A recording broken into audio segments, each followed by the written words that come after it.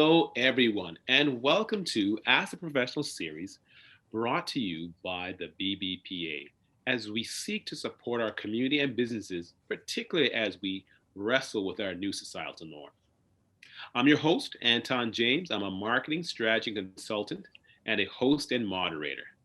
Today, as part of the BBPA's Black History Month celebration, we wish to share some different stories from historic and current events with Canadian history narratives.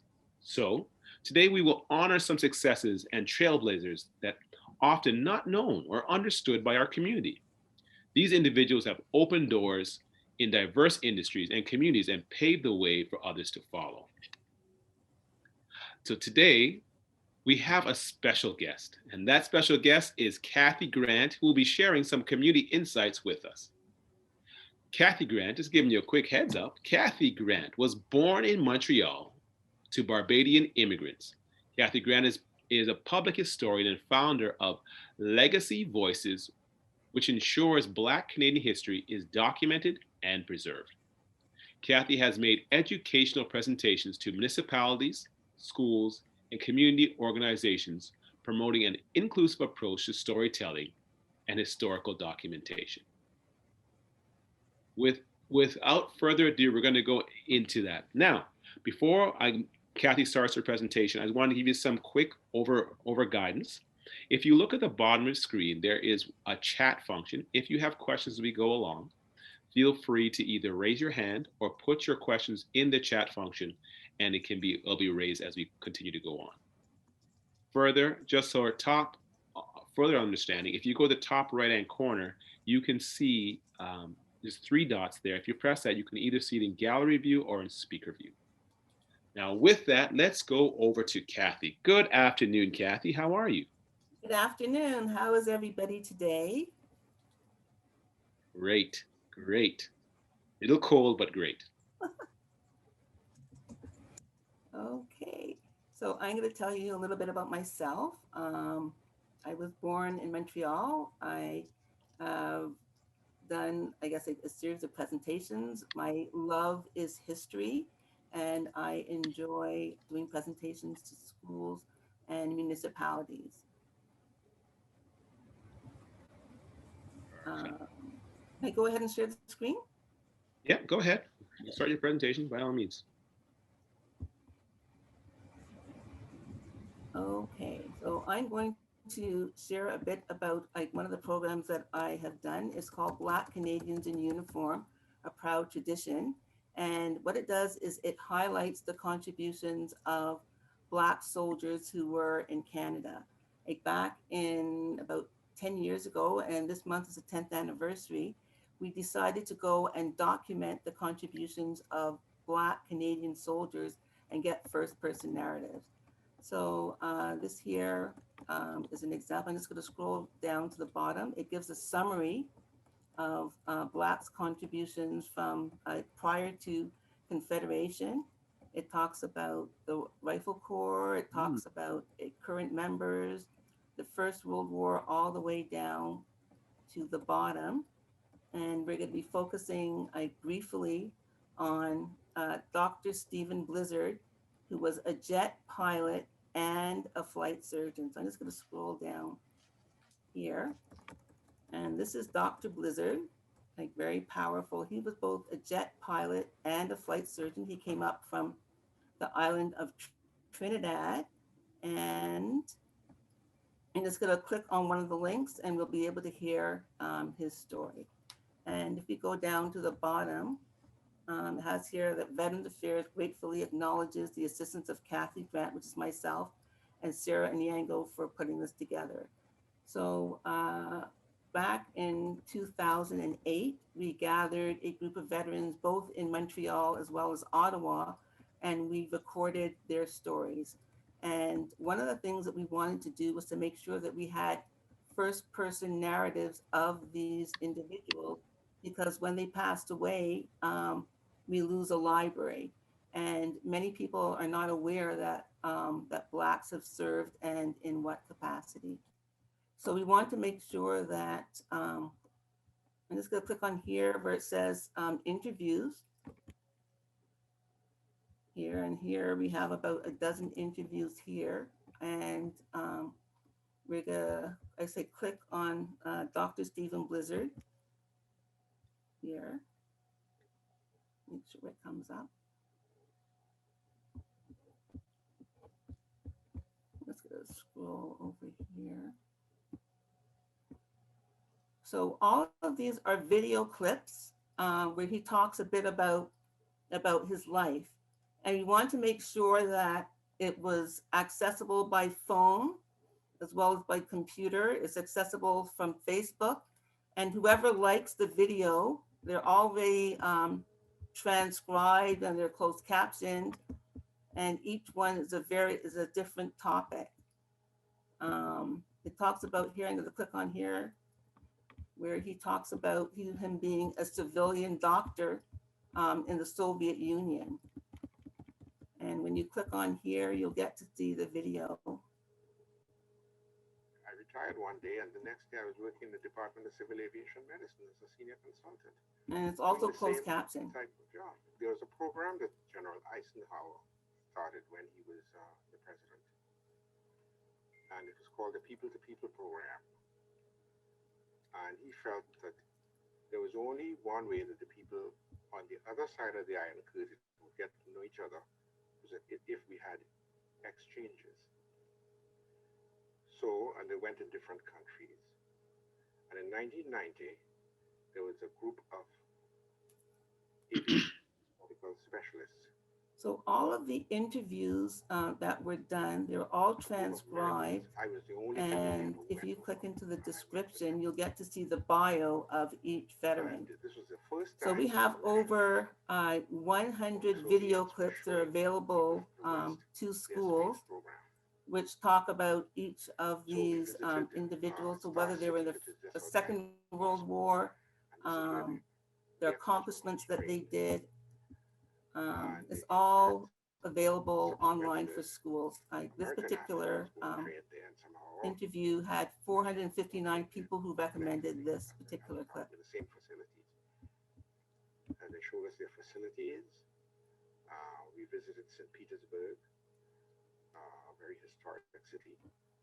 And then it took us out to Baikonur, which is where they send their rockets up into space to this day. At the time, Baikonur was not even on the map.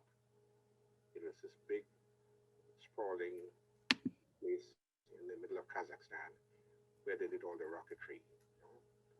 And of course, it was forbidden to all of us. So this was the first time that we were seeing that. We got out there. In fact, on Easter Sunday in 1998, we were out in Baikonur, and we spent the night in the Cosmonaut Hotel, which is where their cosmonauts stay before they go up into space, before and after. So I found that very, very interesting because they showed us all kinds of stuff. We even saw their space shuttle once. And it was an eye-opener for all of us because we had no idea of how advanced the Russians were. And until recently, I was the only Canadian to do that. Until before, Zano. But again, I was in civil aviation medicine at the time, so I went there, came back. I didn't know that I'd been. But that was one of the best assignments of my life. He was both a jet pilot and a flight surgeon, and he has won numerous awards across the world. And he just passed away last year. So I'm just going to go back here. All of these are different veterans. We have another set as well. Some of them are World War II veterans, like Walter Peters, who was here. I'm going to click on him. Some of the resources that both teachers or anyone can actually access to share and communicate? Anyone across the world. They just revamped it within the last 2 or 3 weeks. Mm-hmm. I have to get them to remove this warning. There's only one video clip that has, I guess it has disturbing content. So I'm going to get them to go and remove it because people may not want to take a look at the other um, video clips that are available. All right. So you can actually scroll through them, I guess left to right. There's about 20 of them in total, each one a different topic. And it's here for anyone to access. Perfect. Um, Well, some of the stories of some historic war military heroes. Okay. and this one here, he was from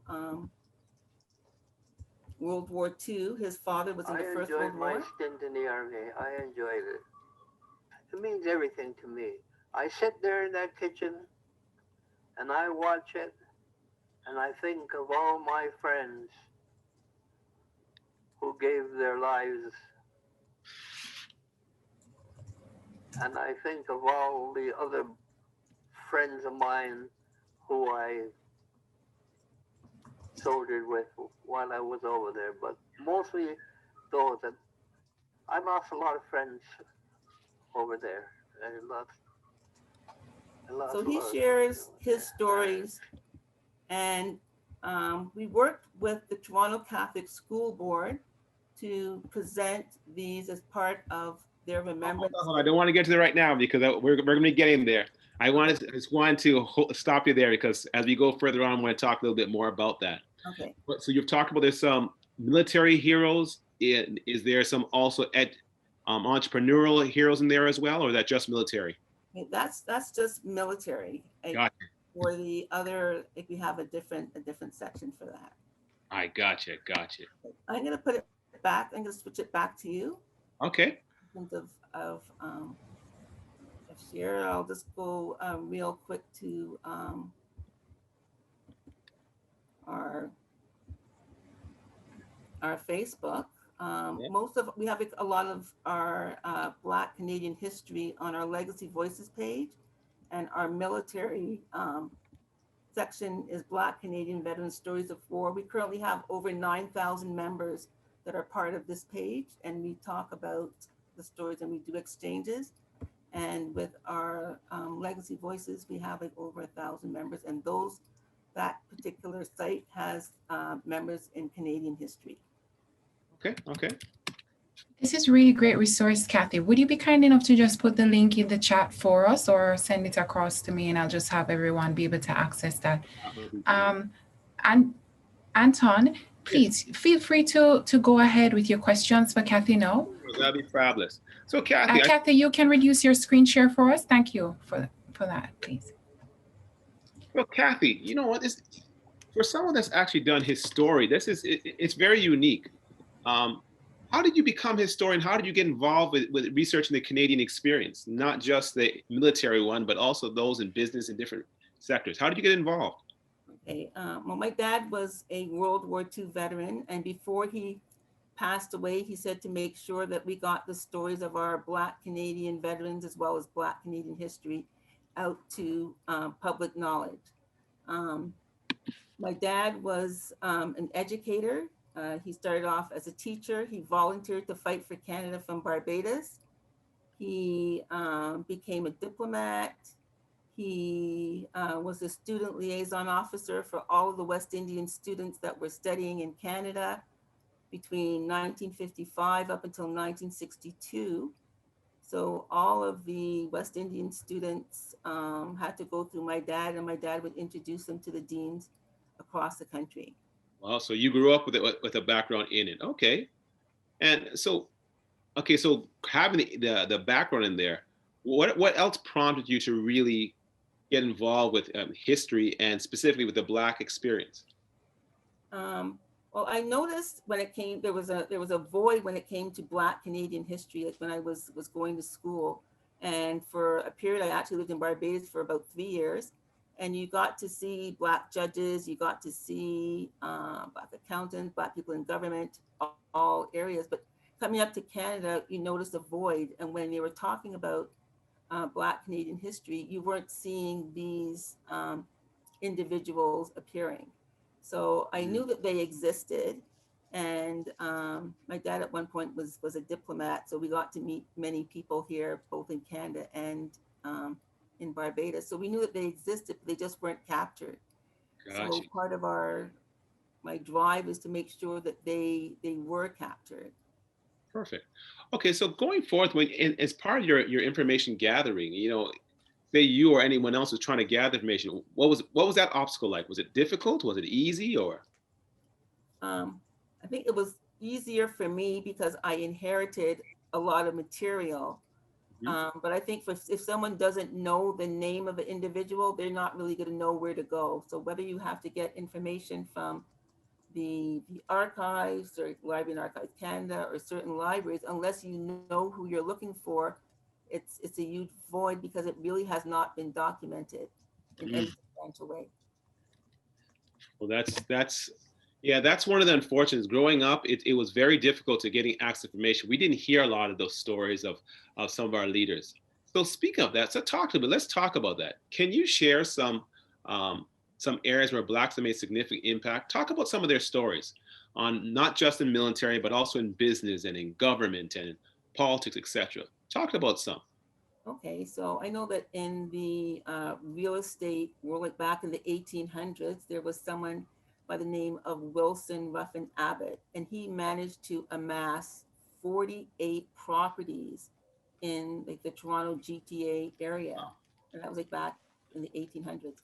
And I know that currently now there's like Isaac Oluwafi, who is doing well in real estate here today.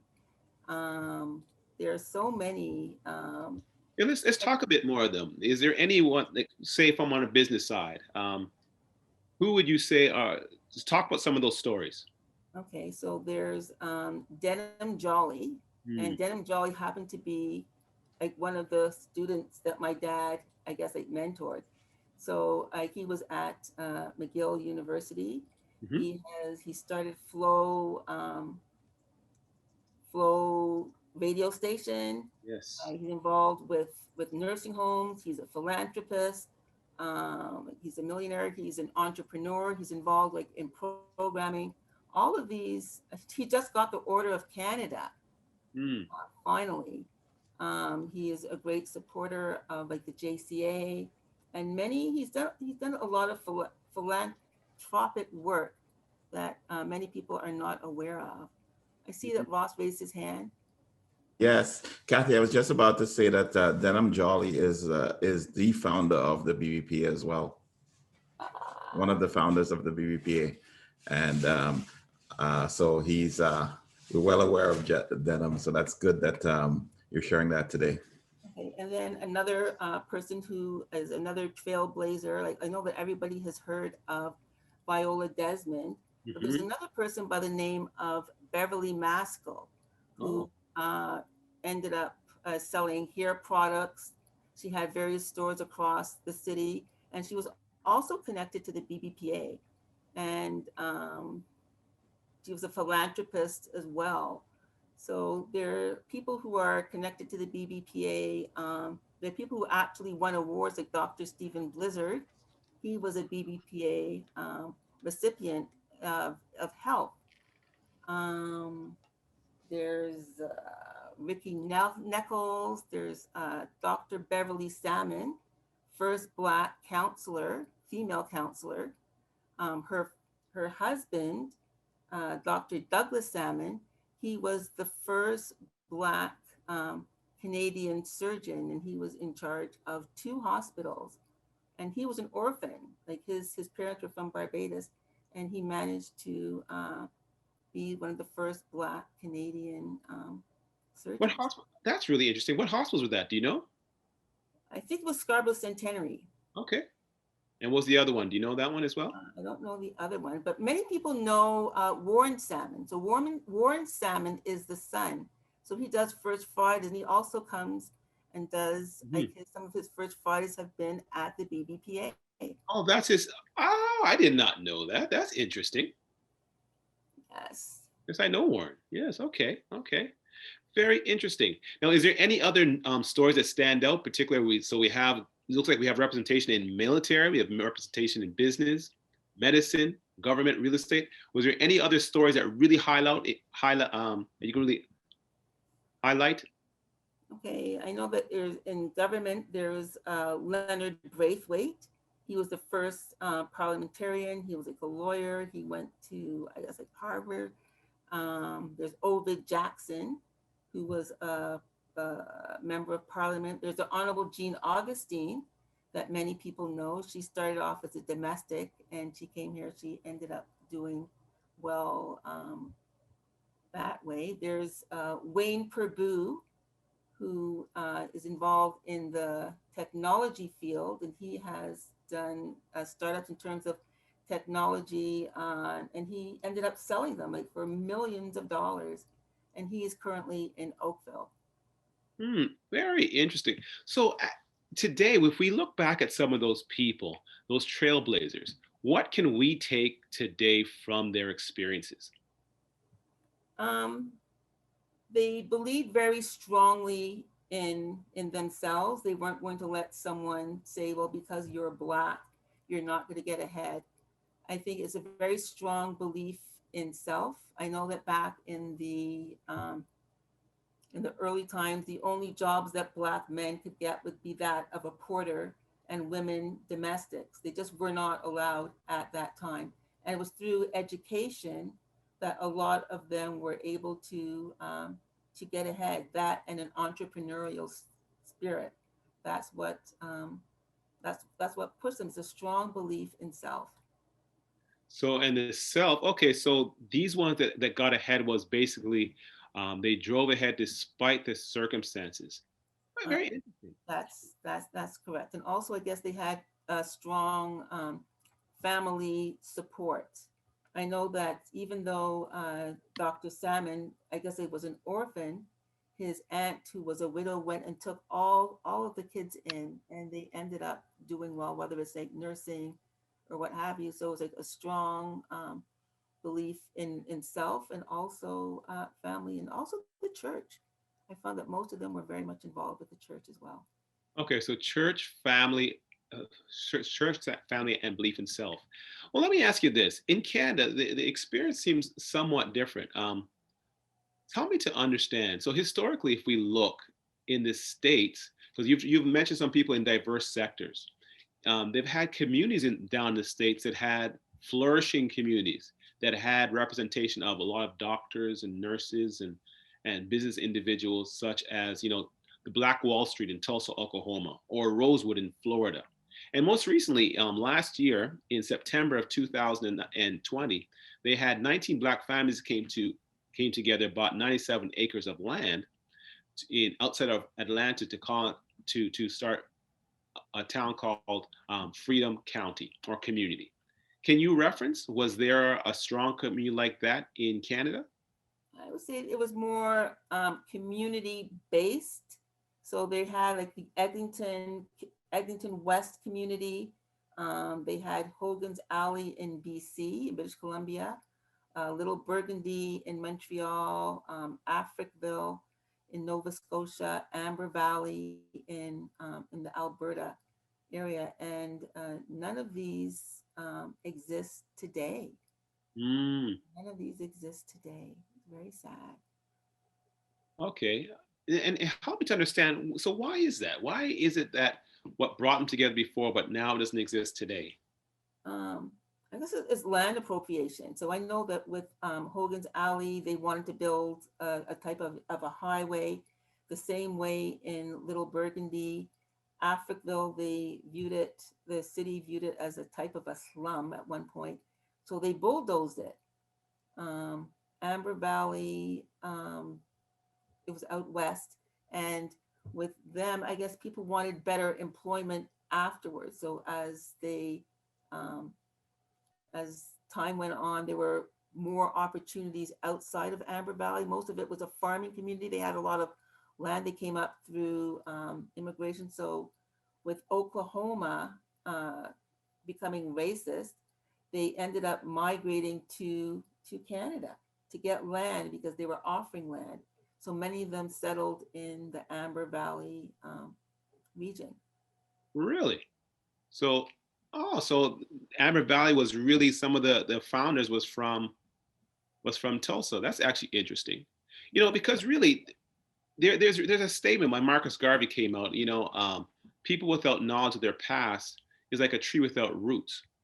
What's the importance? How is it important to remain connected to our history? So how do we tie in that history and bring it to today? Um, I guess we have to first know the history. So it's learning the history, and it's getting, I guess, like history from our elders, and it's making sure that you document and search that history and make sure that that is available to the masses. And it really hasn't been. You might hear like the same stories over and over again. You might hear the Underground Railroad or slavery story, but there are many other stories that a lot of it is oral history. Some of it has been documented like in Bibles, in like in small publications, but they haven't made it to the larger publications. So a lot of the work that has been done by some of our elders has not been like transferred to like the larger institutions. So it's getting that type of information available to students and showing examples. That's like one of the things that I think that are key. Well, I think you're right. I think because I venture to say a lot of information that you're sharing right now, you talk about Ambersville or Africaville or Little Burgundy, Little Eglinton, many people don't know. So why is it that most Canadians know little about our history? You talk about getting included in major institutions, and how do we do that? So why is it that they don't know? Uh, First question. I think because they were considered small or less important. There's also a lack of knowledge, or there hasn't been a will to have it promoted. I find that recently, within the last like few years or the last decade, or even since the George Floyd, there's more of an interest. Like there's more of a voice, there's more of a demand, and they're actually listening more now than they ever have in the past. I find that a lot of times because we're so diverse, so you have the different communities. That is what has that's what has changed things. So you have like the Jamaican community, the Trinidadian community, the African community. We're not just one group. So it's what do you focus on? So I think that has been a challenge as well. Okay, in addition to the challenges though, but when we talk about the challenge in gathering information or access to information, what have we learned from our past experiences or those past towns we even talked about that made them successful? What brought them together in order to bring an economic base in addition to having small towns? Was it economics that they were able to work together? They made a concerted effort. It was that they decide what do you think contributed to that success of those villages, those So I know villages, towns, areas? a lot of those areas, I guess, it was like survival. I think that is what got them together. They weren't being, I guess, like served by, I guess, like the white community. So they had like an economic base where they had. So with the porters in Montreal, that was an opportunity for them to actually be employed, and the money that they were getting, they were finally able to go and send some of their children to university. And with Eglinton area, like they had, like I say, food shops, they had barber shops. Um, I know that with the subway that has come in, a lot of those businesses are are suffering because people aren't visiting those spaces. But back in the day, it was like booming. Like people would come there for the food. Like the food industry did very well. People would come there for that. They would come there for clothing. They would come there for music. But that is no longer it's not longer as viable because there's little access. Um, the same with like the Bathurst, Bloor area.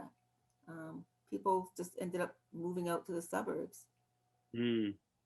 Yeah, I know lots have changed. Like Trudy, and I'm sorry, Carmel Lexi, she had mentioned that growing up, that her family kept family trees, kept family trees. In addition to, um, as the patterns, have you found the patterns have changed? How do we change it back, or how do we get the communities re-engaged? Those that have moved out, how do we re-engage them to build back communities? What strengths can we foster or draw from past experiences? Um, I'm just trying to think. Um, I think it's collaboration and listening, and not. I think putting egos aside, I think, is one way of getting together in terms of community. I find that so many people are saying, "Well, I'm Jamaican, I'm this, I'm that, whatever." And if people pool their resources together or pool their ideas together, we would get ahead more. All right, To all just right. add something on that point, Anton. So, Kathy, what we've also recently at the BBPA launched a program specific to that community, to the Little Jamaica community. You know, we recognize that it's such a staple of our history and of the Black identity in Ontario, in Canada. And so we have the Berg program, which is focused on helping those businesses to surpass the challenges they're facing now. So if you're a business in that Little Jamaica area, you're able to apply for a grant funded by the BBPA of up to 10,000 Canadian dollars, and that's open now for applications. So, you know, we definitely agree with you and recognize the importance of keeping those communities going, and keeping those businesses in that Little Jamaica area going strong. Yeah. And even if supporting Black business, like go out to that area and purchase something. It may be a little bit out of your way, but it will support someone in that area. I find a lot of times like people are selling online more now, just because of COVID. Everyone's been impacted by COVID, so you had to go and shift your way of business. So it's finding a way that works, that you can be successful if possible.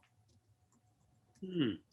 Yeah, you know what? And to collaborate with what you're actually saying there, I think that's one of the unique things we need to understand is so historically we had opportunities as a community to come together, to cleave together.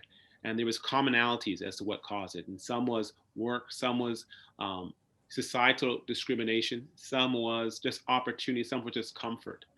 Can you reference or give us some type of insight as to why do you think that's no longer as prominent before? Like right now, as I said, part of the reason why Tanisha just mentioned it, the BBPA, what we're doing, we're looking to unify and bring that community back together because I think we need both the historic context and we also need social and economic. Whereas little Jamaica, as an example you brought up, was thriving, but it got hit hard in this um, environment. What would you say? What we can do over and above provide some economic stimulus to help regenerate it back?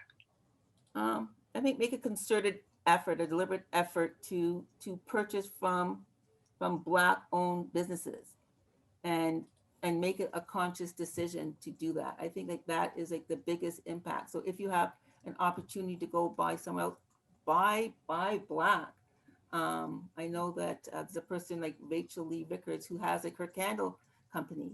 Like she's promoting it. It's a marketing. You have to market yourself well. Like do your best. Like try to keep as much money in your community. I saw someone just said that you're proud of this historical event.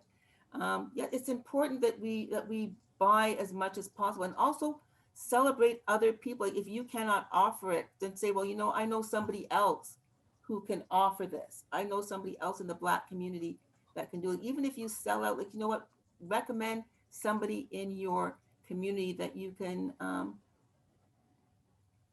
that you can, like I said, purchase their product. I find that a lot of times with our community, you feel that you were not allowed to go into certain stores. And now that you've made all of this money, oh, you can go to another store. So you don't go to a Black store, you go to someplace else.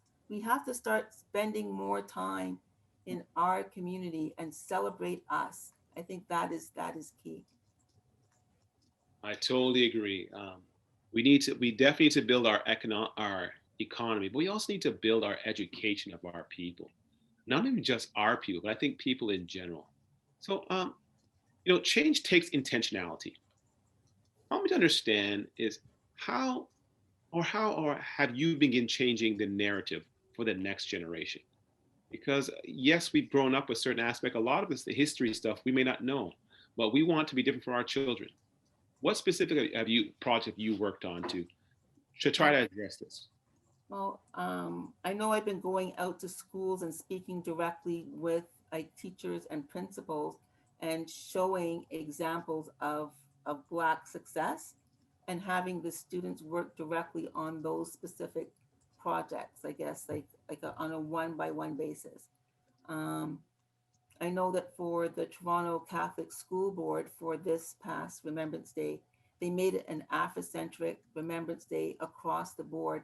So the message went out to all 90,000 like students as well as the educators. So we got agreement from the people at the top to go and bring that in. We also went to the Afrocentric school and we brought. Wait a second now. Let me stop you for a second here. So wait a second.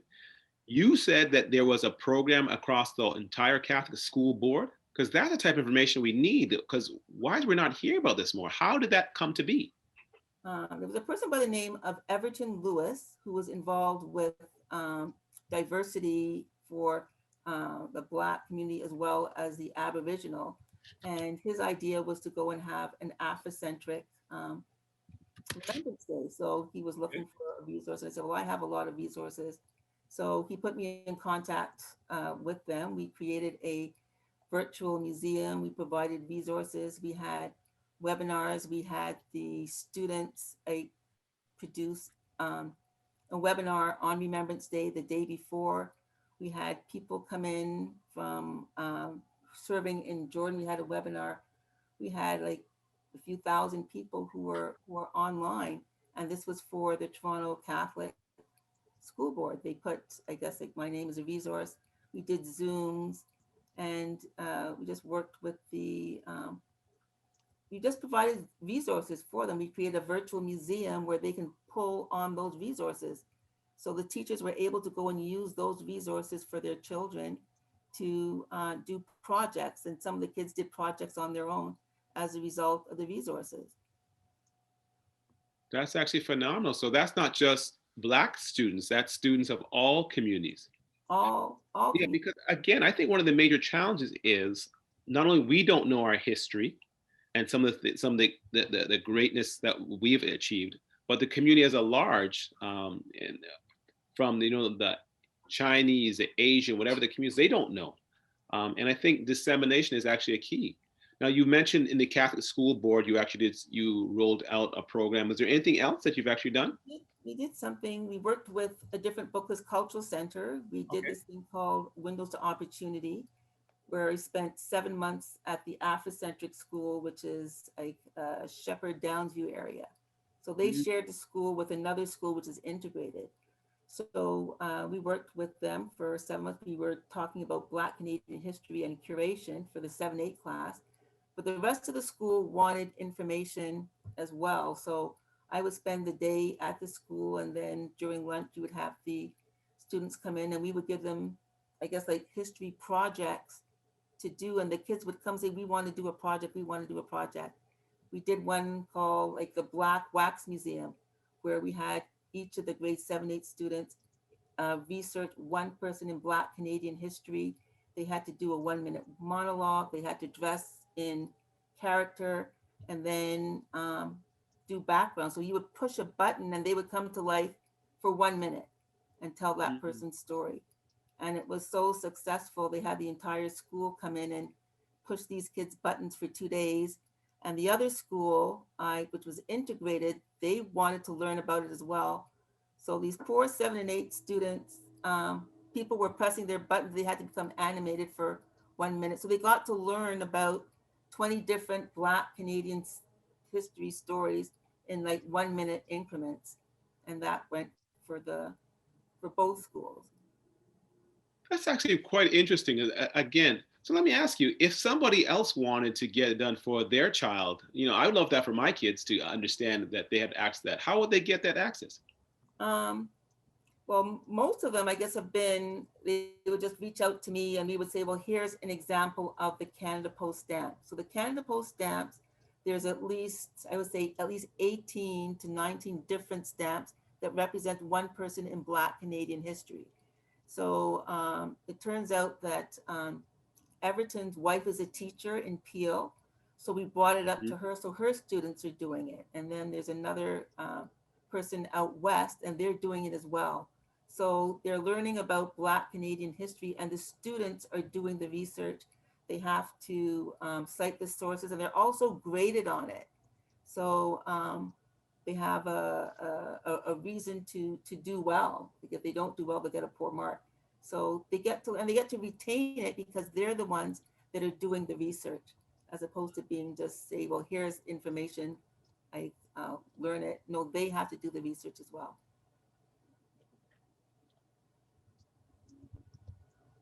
Fair. So let me ask you this.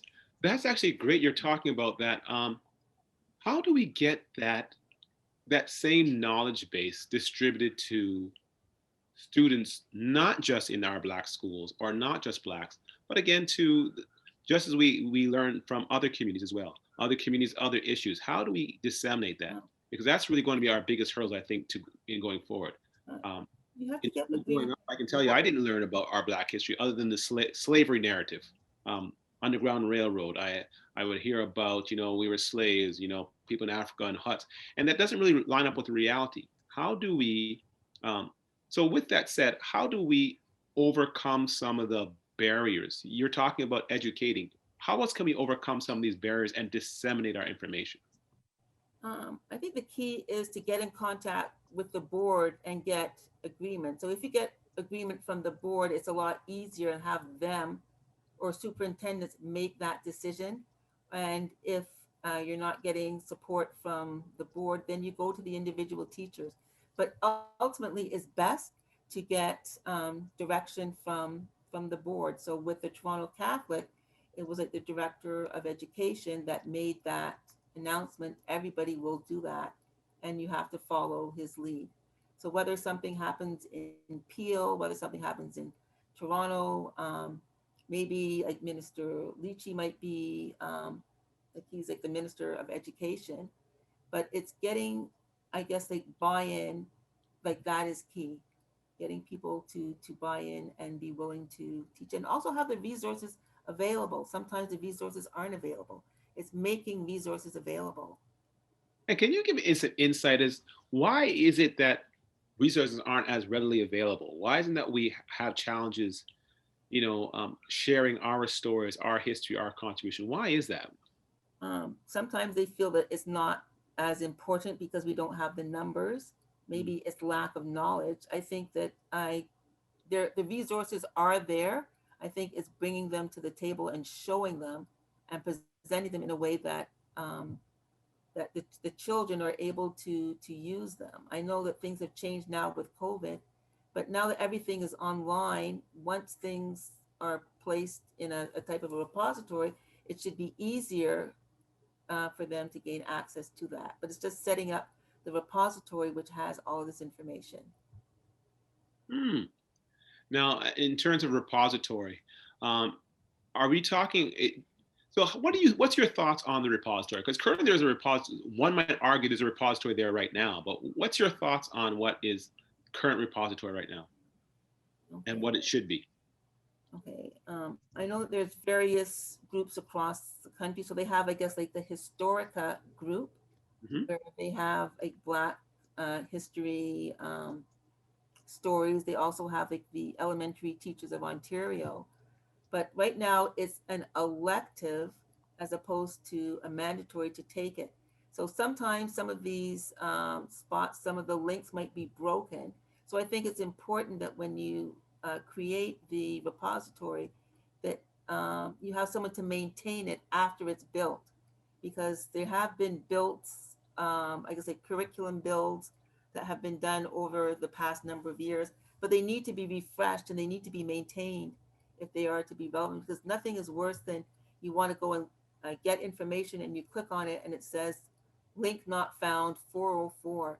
Definitely. So part of the challenge is some of them are challenged in working, but are you finding that a lot of the repository is singular in focus? Again, just talk about the slavery narrative. Is there ones that are catered towards, in business economics, women entrepreneurs? What do you think that balance needs to be? Okay, I find that the slavery narrative is not the only story that is available today. They have advanced in that area. I think that categorizing, I think, is key. I know that there's a lot of information that's out there, but I think categorizing it is the key in order for everyone to learn more. And I think there needs to be like a better categorization. And Some of the ones they have put out papers, and the papers might be 140 pages or 130 pages. I think breaking it down into smaller bits might be easier to digest. under what umbrellas? So again, not into the finite, into the what would you say? We need some that talks about historic slavery, but also talks about About entrepreneurship might be one pillar. Business might be another pillar. okay, Medicine, another pillar. The yes, arts, yes. divide it into maybe 6 or 7 different pillars, and then slot information in each one of those um, individual places. Okay, okay. Now, when you're trying, or when you've tried to continue to disseminate this information, have you did you find challenges, or you said that there many of them exist right now in terms of resources? Did you find challenges in yeah, whether getting funding or an access? Did you find any challenges that way? And if so, how did you overcome that? Okay, so I know that for funding for me, I started off like doing, I volunteered my time because I know it needed to be done. And then I did a bit of a GoFundMe. Then I also went to the governments and I made them go and produce some of the material. So a lot of the material that is on the Veterans Affairs Canada, we got them to come up and do the filming, do the digitization, set it up, but we got to own all of the footage. So if we want to do something independently, we have the ability to go and do that and go out to schools and do it that way. Um, I know that for, I guess, like Historica, like the Ontario Black History Society, they have some resources. I like to see them built up more and put into different categories and have a wider variety. I know that the BBPA has, with the Harry Jerome Awards, all of these Yeah. people have done great, have achieved great success. I would love to see, even though they have them in different years, year 1, 2, 3, 4, 5, divided into segments. Like here is business, here is this. So there might be multiple years, but you can go to one area and you can see someone in health, one person in this, one person in that. That way you can see the progression over years. I think that would be something that would be great. And people can draw from that. Like Jean Augustine, 100 accomplished Black Canadian women, great resources. They've done like, there's 300 examples. Um, the information is there. It just needs to be put in one spot where people can access. Well, I think you're absolutely correct. I sit down there and I'm hearing some of the stories. Carmel Lexi, she referenced that her two-time great grandmother is a certified Maroon with such rich histories. They talked about some come from being descendants of slaves.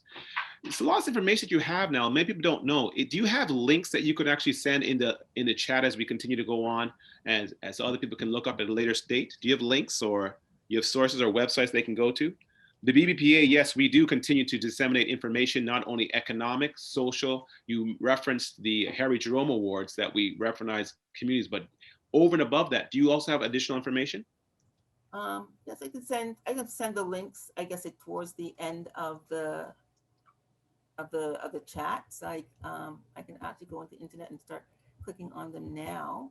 Perfect. I'll add them in. Well, as you're doing that, um, what lessons can we draw upon? Do you believe are the most meaningful contributions to our trailblazer success? You mentioned Jean Augustine. You mentioned Dr. Blizzard. You mentioned, what are the most successful, meaningful contributions to those success? I guess strong belief in self, and not use the fact that you are Black as a crutch. Say, oh, I couldn't do this because I'm Black. I couldn't do this. Um, it will be more difficult for many people, but just keep pushing ahead and having a strong belief in self that you can do it, you can do it, you can do it. All right. And based upon that, what advice would you tell emerging trailblazers today? Um, uh, Write a plan, stick to your plan, adjust accordingly, based on what the circumstances are, and avoid distractions. Sometimes you'll see someone, you might think, oh, you might get jealous of them, but stick to your plan. Focus on what you have to do. I see some people, like they get distracted, whether it's by social media, and they see the hype of what other people. If you stick to your program and just stick to your program, believe in yourself, acquire mentors, find someone who has the time to spend for you. Like there are people who are mentors, who might be great mentors, but they may not have the time. Find someone who has the time or who's prepared to work with you. So whether it's someone in the Black community, the Chinese community, the white community, someone who has your back, work with them. Like there's so much you can learn. I think even learn from someone who you may not consider to be that smart. They might have wisdom that they can share. Like be open to ideas that will make you get ahead. And document your journey. Find out what works and then adjust. If it's not working, try something else. If that's not working, keep trying, keep pushing ahead and keep trying. It's interesting that you said that. As part of my family tree, what we've done, we've sat down with our legacy leaders, you know, the grandmothers, the grandfathers, great aunts, and so forth, and really sat down to really understand their stories, and share our stories amongst our family. Um, as you going forward, how have you, or as a trailblazer yourself, what project are you working on to continue to educate our community and share our stories? What are you currently working on? Okay, I'm currently working on a, a documentary. I can't really say that much about that. Okay. It'll be released around like the September, October timeframe. Also working on something this month about like women and domestics and the history. It's linked to Toronto, but it's also across Canada. That should be ready by the end of this month. Is with the YWCA. Um, Also working with like schools, doing workshops like on Black hair and shadeism and identity. Whoa, whoa, whoa! No, so let's stop on that one a little bit there. Talk a little bit more about that one, the shadeism and black hair. Talk a little more about that. So I know that Black hair is like very important to the Black community in terms like, of grooming and making your hair look neat and presentable. And I find that certain members of the Black or of the non-Black community don't understand the importance of that. So we were going to originally start with a Zoom with like 300, but now we have over 3,000 people who are interested in this and other schools because the children are saying, they're noticing like with the kids, it's important to them. So it's tying in here and history. So someone like Juanita Traore Westmoreland, the first Black dean, the first Black judge in Quebec, she wore her hair in braids. And people would say, oh, if you wear your hair in braids, you're not going to get ahead. But she was confident in her identity. It's tied to identity, and it's showing how important it is to our community. And like, not to judge people. A lot of times they say you want to have, I guess, like straight hair or good hair. You have to go beyond that. So it's teaching students as well as teachers that you have to get away from that idea that straight is perfect or the good hair, bad hair. It's embracing people's natural hair if they want to go that way. And also talking about shadeism, how people who might be darker might be treated differently and the history behind that. So those are the types of things that we are going to be, or that we're doing. Actually, we're doing one tomorrow. I actually, you're first of all, you're absolutely going to have to tell us how they find more about that, because that's one of the challenges. I think in really understanding your history, you become more ingrained in yourself and recognize that you don't have to look to other attributes and attitudes to enhance, but you're beautiful as yourself. More self-love, self-acceptance. Um, So tell us, where can someone find out about that program you're putting on tomorrow? What is is there a Zoom advice? Is a link? Is there a website? It's specifically to that specific school. I know that for Okay. the Toronto Catholic, there's actually a link, but you have to be part of that school.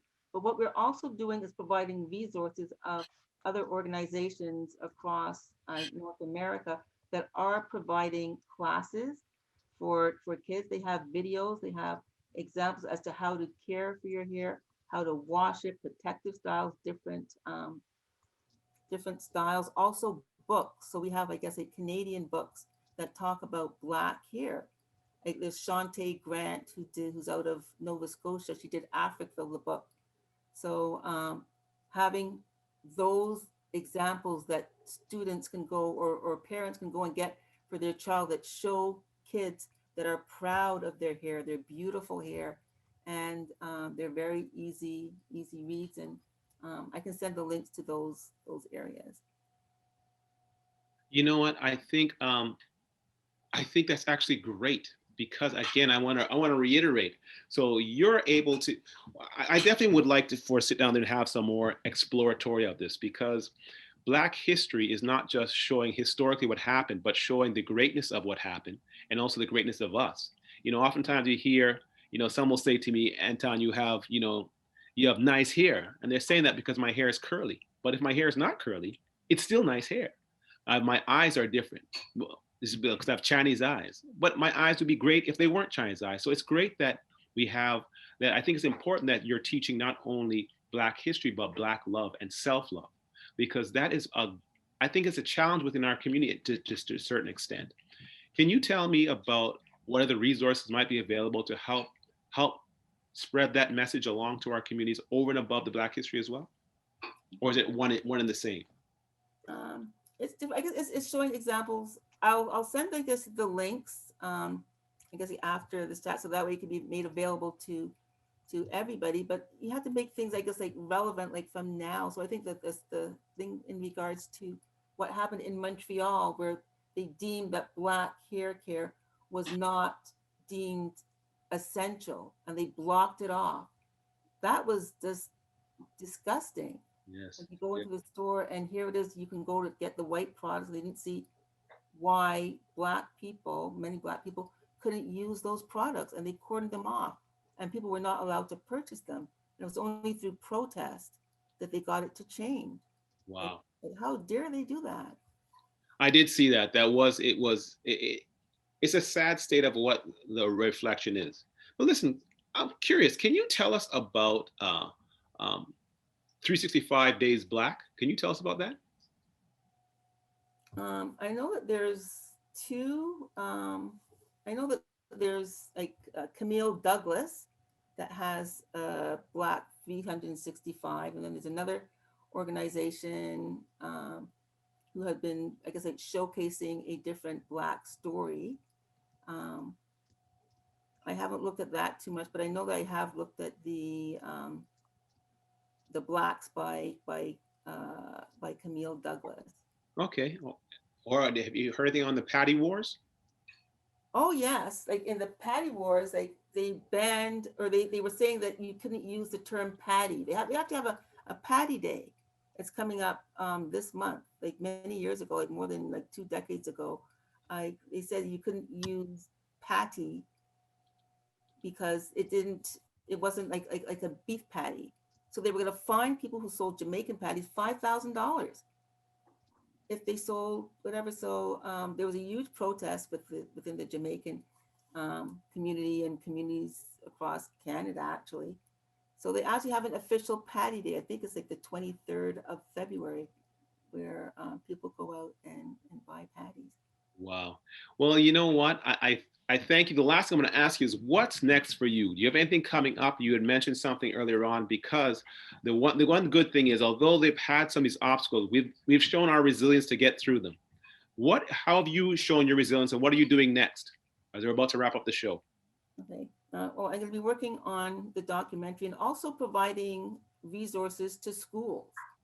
Resources to schools, not just in Toronto, but across Canada, because we have a lot of a lot of, I guess, like beautiful images of people in like the 60s, the 50s, and the 40s, like powerful images that are not images of like gang members or what have you that you see promoted over and over again in the media, like positive stories. And And how do we roll that out through the entire year? Because unfortunately, it seems to be a focus in February as Black History Month. But how do we roll that throughout the entire year? We you have about get 30 seconds left. you get buy-in from schools. So I find that schools now are more open to having those resources available. Putting things online will I guess like solve that problem. It's not really a problem. It's just making it available, making it available throughout the year, and I guess like showcasing multiple sources and not just one. So I've heard of that 365 link. So it's promoting maybe 10 links, 50 links, 20 links, and you'll be able to find more and more information about how we should celebrate our people. Perfect. Well, Kathy, I thank you very much. We're just about out of time. I want to sit down there and ask you to put those links in the chat there so we can circulate to our members. To members coming here, please know that next week, Tuesday, some of our shows coming up. We have next week, Tuesday, we have the Level Up Masterclass, your financial reporting requirements and managing your taxations. Next Tuesday, we also have Boss Woman program. We put it on about 6 o'clock. And next Wednesday, we have the Ask Professional series, which is going to be a membership ceremony for all our the newest BBPA members. And each and every Saturday, we have a community space for financial literacy program for Black youth and young adults, high school and universities. And lastly, in April, we have our Harry Jerome Awards that celebrates all the industry leaders, business and economics and school and all different aspects. We're open to nominations, so please go to our website and feel free to make your nominations. I thank everyone for coming. Be safe and stay tuned. And for those that are looking, you can look into the chat. We'll have some of the links there. We'll also try to see if we can send them out later on as well. Please look into the chat. You'll see some of the links. Everyone else, thank you very much. We appreciate you. Kathy, we appreciate you coming and sharing. Please keep up the good work and keep disseminating the information. We need our people to know, our people and the people as a whole, and the Canadians to recognize the contribution of the Black population. Thank you very much. I'll see you next week.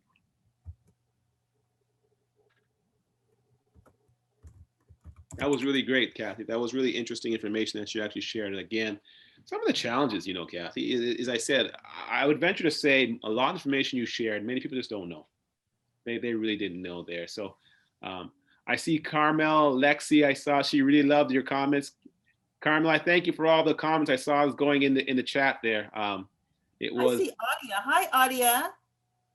I know Adia. Hi, Kathy. Great presentation. I loved it. Thank you. Okay, I'm gonna put all these links there. Okay.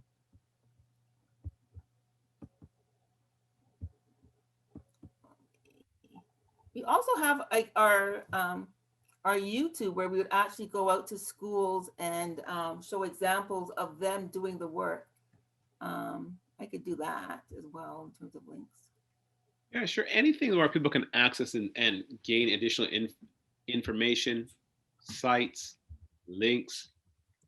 A problem is there is a lack of information. This is disseminated.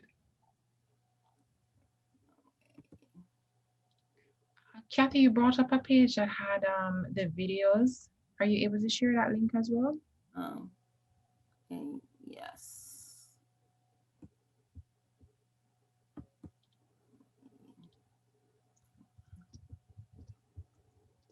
So for those that are still on the line, do you have any of you have any historic experiences that you would like to share?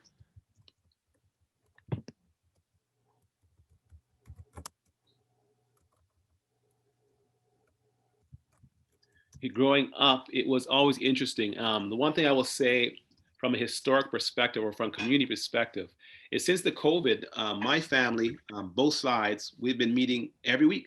Every week, I would say 3 to 4 hours every week on Zoom. And it's really been helpful to really kind of do a gap analysis to really understand not only history, business, evaluate, and so forth. I don't know if that's done, generally speaking, to other communities, other families, but there is definitely a lack of history and knowledge and connection with multi-generations. And so for me, I found it to be very helpful. Kathy, do you continue to do that? I know you said, unfortunately, your father's passed. Do you continue to do that with your family as well? No, we don't do Zooms, but my daughter and I go over to my mom, and we make food. So, Mm, so Mondays is Mom Mondays. mm. Very nice. Very nice. Well, you know what? If you ever make any excess flying fish, let me know. I'll take the flying fish.